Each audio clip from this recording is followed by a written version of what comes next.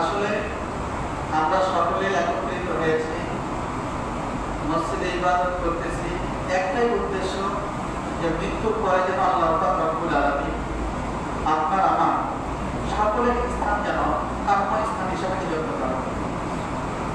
জান্নাতের আশা করেই তো আমরা ইবাদতের পথে রওনা হই, কিন্তু প্রত্যেক দিন ইবাদত করলে যতটুকু পরিমাণ নেকি লাভ করা যাবে, যতটুকু সওয়াব হবে, আল্লাহ রব্বুল আলামিন বলেন যে আমি এমন একটি রাত্র নিযুক্ত করেছি যে রাত্রে ইবাদত করলে 1000 রাতের ইবাদতের সওয়াবটা আমলনামার মধ্যে দান করবেন। সুবহানাল্লাহ।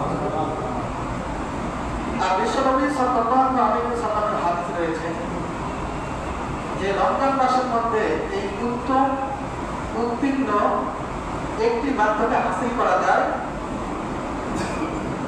যে কিয়ামুল লাইল আর সাওমুন নাহার, দিনের বেলা রোজা রাখা আর রাতের বেলা দাঁড়িয়ে ইবাদত করা, আমরা নামাজ আদায় করা।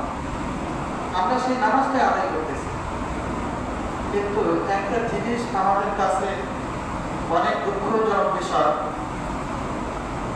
আল্লাহ নবী সাল্লাল্লাহু আলাইহি ওয়াসাল্লাম হাদিসের মধ্যে উল্লেখ করেন যে আহাবুল বিলাদ ইলাল্লাহি মাসাজিদুহা ওয়া আবগাবুল বিলাদ ইলাল্লাহি আসওয়াতুহা। হাদিসে আল্লাহ নবী সাল্লাল্লাহু আলাইহি ওয়াসাল্লাম বলেছেন যে যেই জিনিস যেই জায়গায় প্রয়োগ করলে সময় এবং স্থানের মূল্যায়ন করা যায়, সেই জিনিসটা সেই জায়গায় প্রয়োগ করা। তো হাদিস আমি যেটা তেলাওয়াত করেছি, এই হাদিসের অর্থ হলো সবচেয়ে প্রিয় জায়গা মসজিদ এবং সবচেয়ে নিকৃষ্ট জায়গা হলো বাজার। মসজিদের বৈশিষ্ট্য কি হবে আর বাজারের বৈশিষ্ট্য কি হবে? বাজারে একজন আরেকজনের বিপদ নিয়ে পড়ে থাকে, চার স্টলে কেমনি গ্যাঞ্জাম বাজবে, মারামারি হবে, হট্টগোল হবে, শয়তান সর্বক্ষণই ওয়াসওয়াসা দিয়ে মানুষের মধ্যে বাস করে রাখে। আর মসজিদের বৈশিষ্ট্য হলো যখন একটা মানুষ মসজিদে আগমন হবে, মসজিদে আসার পরে সর্বপ্রথম যখনই সে নিয়ত করার আগে আল্লাহু আকবার বলবে, আল্লাহ রব্বুল আলামিন খুশি হয়ে ওই বান্দার জীবনের গুনাহটাকে মাফ করায় দেন। সুবহানাল্লাহ।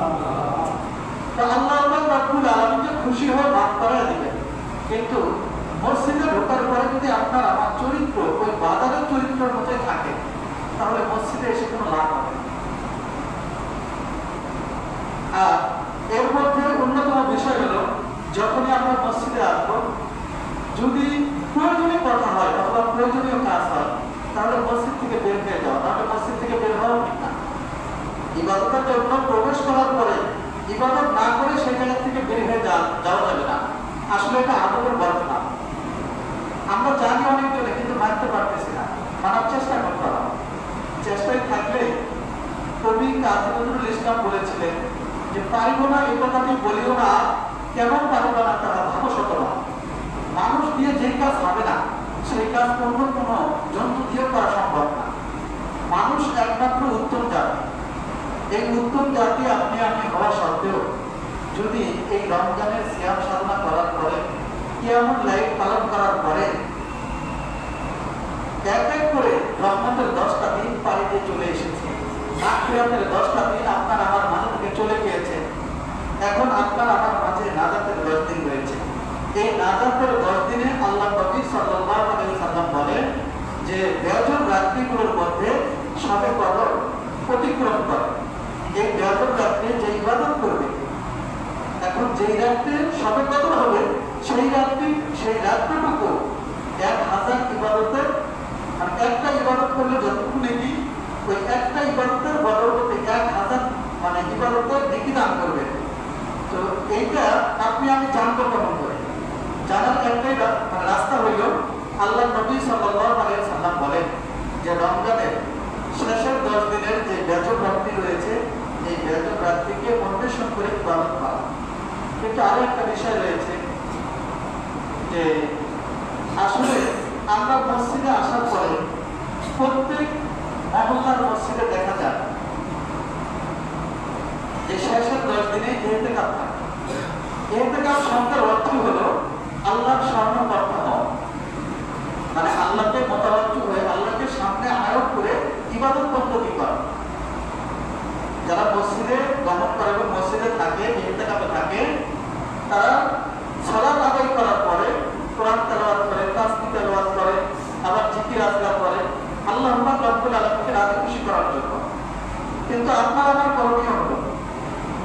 সারাটা জীবন যা করেছি সেই জিনিসগুলোকে ব্যতিক্রম রেখে নিজের অন্তর এবং নিজের সবকিছু পরিবর্তনের স্বার্থে আমরা এই 10 দিন মসজিদে আগমন করার সঙ্গে সঙ্গে একটা হাদিসকে আমরা ফলো করব। আল্লাহ নবী সাল্লাল্লাহু আলাইহি ওয়াসাল্লাম বলেন যে মান সামাতা নাজাত, যে চুপ থাকে সে নাজাত পায়। যখনই আপনি আমি মসজিদে আগমন করলাম, মসজিদে আগমন করে আপনি আমি উত্তম জাতি হিসেবে প্রমাণ দিতে পারবো যদি মসজিদে আসার পরে যতটুকু ইবাদত করলাম, যদি তাসবিহ জপা থাকে তাসবিহ জপলাম, যদি কোরআন তেলাওয়াত করার মন চায় কোরআন তেলাওয়াত করলাম, যদি কোনো কিছু মন না চায়, যদি কেউ অনর্থক ভাবে মসজিদে বসে থাকে, তার আমল নামায় রহমতের ফেরেশতারা নেকি দান করতে থাকেন। সুবহানাল্লাহ। কিন্তু বসে থাকতে হবে এই হাদিসকে ফলো করে যে মান সামাতা নাজাত, যে চুপ থাকবে সেই নাজাত পাবে। আসলে এটা আমার বলার উদ্দেশ্য ছিল, আমরা এক এক জেলার মানুষ এক এক স্থান থেকে এসে একত্রিত হয়েছি।